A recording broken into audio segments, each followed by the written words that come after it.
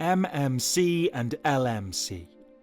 Maximum material requirement is another brilliant modifier that you can use to save manufacturing costs while still satisfying the function. As the name suggests, maximum material requirement means that the geometric tolerance is only valid when the size dimension is at its limit that results in the part having maximum possible mass of material. In other words, the tolerance limit that results in the heaviest part. So, for a shaft with an outer diameter of 10 plus 0.1, the maximum material condition is 10 plus 0.1, which equals 10.1. This is the size that results in the shaft being at its heaviest condition. But for a part with a hole that has a diameter of 10 plus 0.1, the maximum material condition is when we have the smallest hole.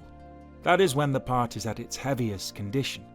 So 10 minus 0.1, which equals 9.9. Least material condition, LMC, is just the opposite of MMC. Was that simple? Yes?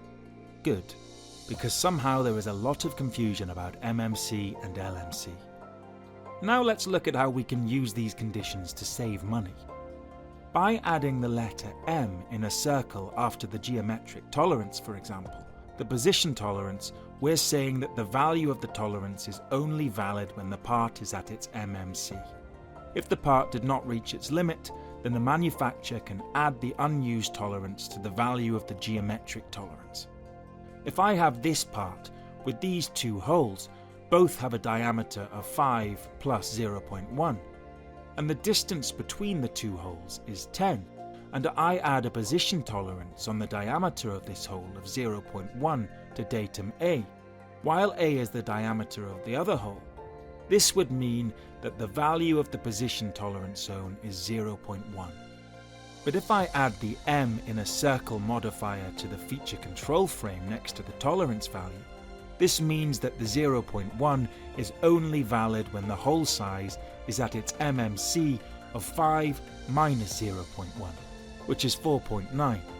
But if the hole was actually 5, then I can use this extra 0.1, add it to the value of the position tolerance.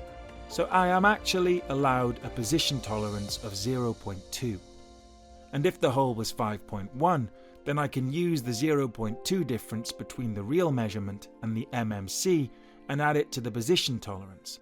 So now I got 0.1 plus 0.2, which equals 0.3. By doing so, we can allow the manufacturer to have more deviations in one tolerance, if the other tolerance is precise.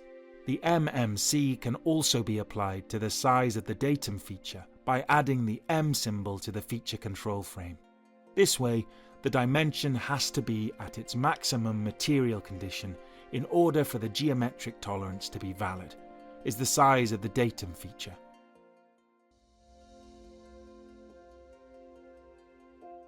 If you found this video helpful, don't forget to give it a like and drop a comment below. We'd love to hear your thoughts or questions. And if you're into leveling up your skills with expert-led content, hit that subscribe button and turn on notifications. For full courses, downloadable assignments, and certifications, head over to Excedify.com.